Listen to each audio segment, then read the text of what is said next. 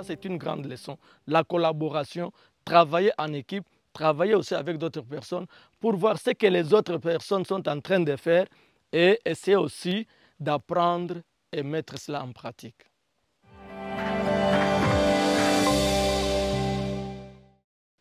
Ne pas toujours compter sur soi-même, mais chercher à collaborer aussi avec d'autres partenaires pour trouver l'expertise d'autres personnes ou d'autres organisations et qui peuvent à la longue devenir aussi les nôtres.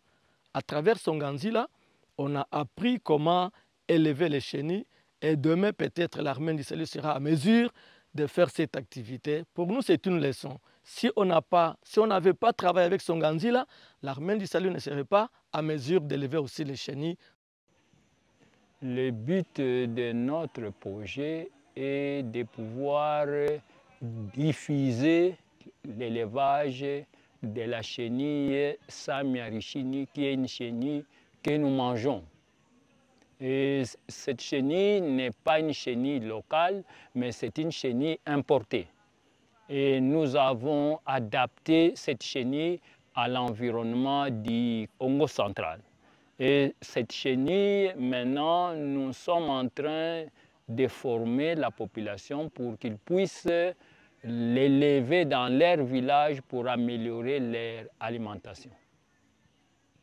Le projet va transformer la vie dans les villages. Parce que dans nos villages, la nourriture est très pauvre et très monotone. Mais avec les éleveurs dans leur village en train de produire de grandes quantités de chenilles, ça va leur apporter de la bonne nourriture dans leur propre famille et un revenu.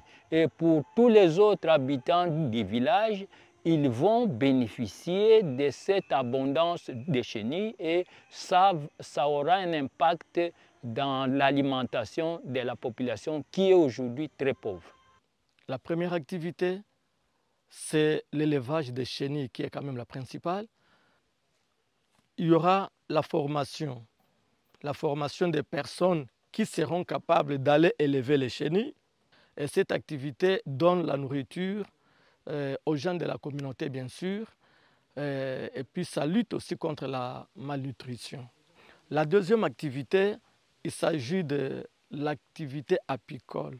Là, c'est l'élevage des abeilles et les abeilles qui nous donnent le miel. C'est une grande activité qui fait que la communauté en général, les personnes qui ont accepté d'apprendre et de faire cette activité ont gagné beaucoup d'argent. Ils ont fait étudier leurs enfants. À travers l'élevage d'abeilles ou l'apiculture, il y a aussi un grand avantage, la protection des forêts. Dans les forêts où il y a des abeilles, les gens ne peuvent pas y entrer pour couper les arbres. Alors les abeilles protègent la forêt contre les gens qui peuvent y entrer et couper les arbres. Nous avons planifié la formation. Il y a les gens de la communauté qui seront formés. Il y a aussi les gens de l'Armée du Salut qui seront formés pour qu'ensemble nous puissions faire avancer cette activité d'élevage des chenilles dans d'autres villages.